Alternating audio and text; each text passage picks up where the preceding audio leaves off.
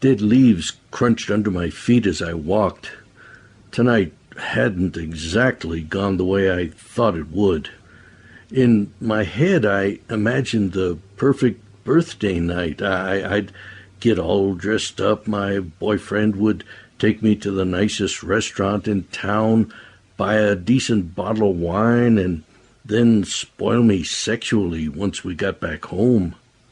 Instead, it was just me getting dressed up to go to his favorite dive bar, have a public fight, and then stumble off alone. Which brings me up to where I am now, attempting a shortcut through the forest to my apartment. I guess I should have expected that tonight wasn't going to go as planned. Jared hadn't exactly been good to me in our short time together. We'd been together only a little over a year now, and it wasn't a fairy tale by any means.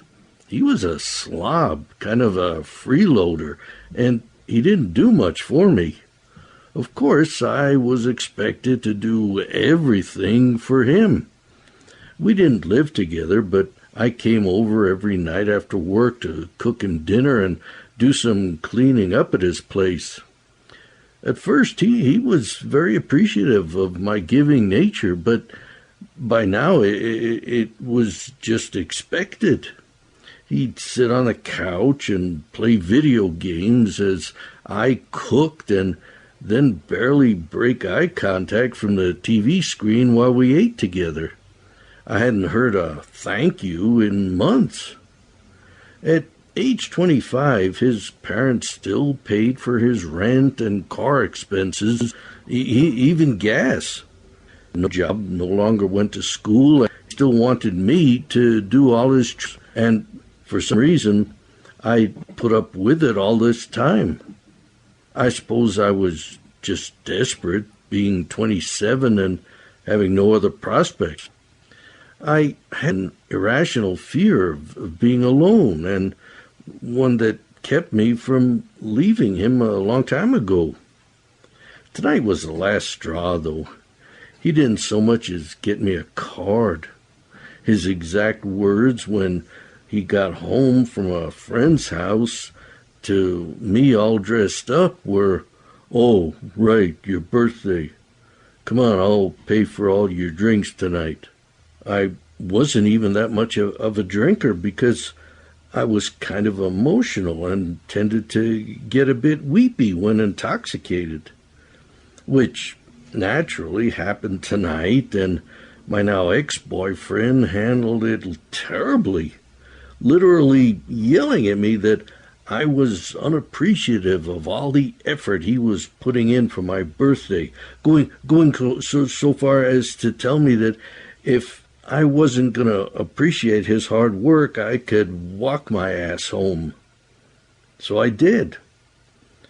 I let him storm away from me before stalking out of the bar and attempting to walk home. Was it a stupid choice?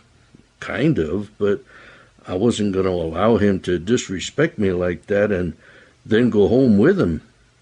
And because he told me specifically he was going to pay for me tonight, I didn't bring my wallet, or else I would have called a cab. I lived in a fairly small, quiet town, and it was only a 20-minute walk to my house from the bar. Of course, I had never done it at night while drunk, and I'd be lying if I said I wasn't at least a bit nervous.